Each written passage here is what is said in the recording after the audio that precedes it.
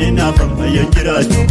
waaqayyo sanarraadeen naaf garuu gammachuu guddaa ta'een naaf garuu gammachuu guddaa ta'een naaf garuu gammachuu guddaa ta'een naaf garuu gammachuu guddaa ta'een naaf garuu gammachuu guddaa ta'een.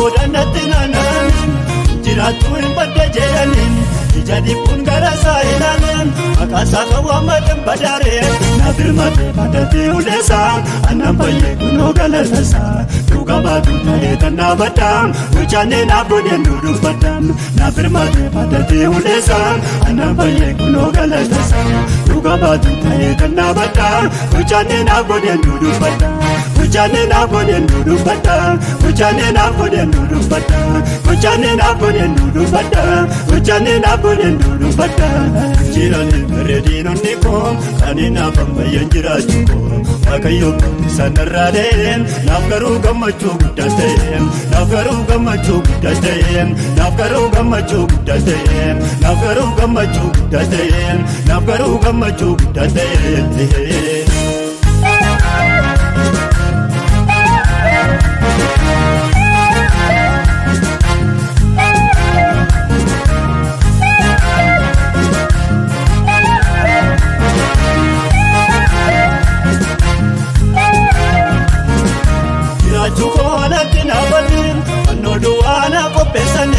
Sabnun tumtuu waaree kookumaan aduu koo sarraasit fannifamaan annamboo abdii koo kutadhee silanduu ejjireenni deeffadheen waaqayyoon kooduu waan hambisee kooda koo moodina koo fanniseen annamboo abdii koo kutadhee silanduu ejjireenni deeffadheen waaqayyoon kooduu waan hambisee kooda koo moodina koo fanniseen kooda koo moodina koo fanniseen kooda koo moodina koo fanniseen kooda koo moodina koo fanniseen kooda koo moodina koo fanniseen. Jiranii bareedinonni koo kanina fambayyan jiraachuu waaqayyo sanarraadeen naaf garuu gammachuu guddaa ta'een naaf garuu gammachuu guddaa ta'een naaf garuu gammachuu guddaa ta'een naaf garuu gammachuu guddaa ta'een naaf garuu gammachuu guddaa ta'een.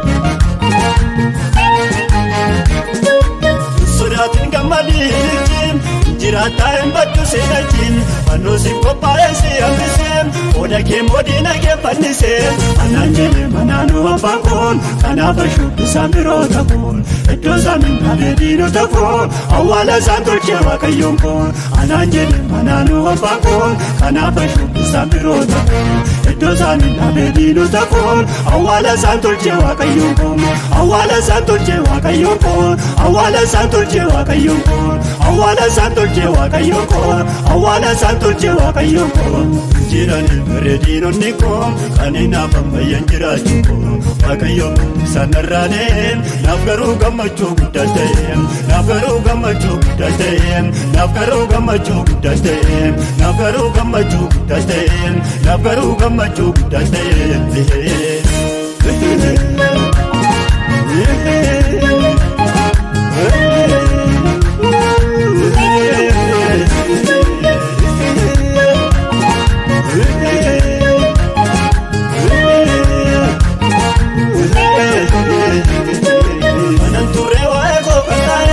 Waaqayyoon hundanarraadheen akkuu haaraa baasee nama galsee waa'ee koo farda mootii feesisee dachaa keessaa karaa tolna baasee amman gaddenni na gammachiisee safuu safuu maqaasaatiif safuu maqaasaa namni waammateen kofuun dachaa keessaa karaa tolna baasee amman gaddenni na gammachiisee safuu safuu maqaasaatiif safuu maqaasaa namni waammateen kofuun maqaasaa namni waammateen kofuun maqaasaa namni waammateen kofuun maqaasaa namni waammateen kofuun maqaasaa namni waammateen kofuun. Jiranii bareedinonni koo kanina fambayyan jiraachuu waaqayyo sanarraadeen naaf garuu gammachuu guddaa ta'een naaf garuu gammachuu gammachuu guddaa ta'een naaf garuu gammachuu guddaa ta'een naaf garuu gammachuu guddaa ta'een naaf garuu gammachuu guddaa ta'een.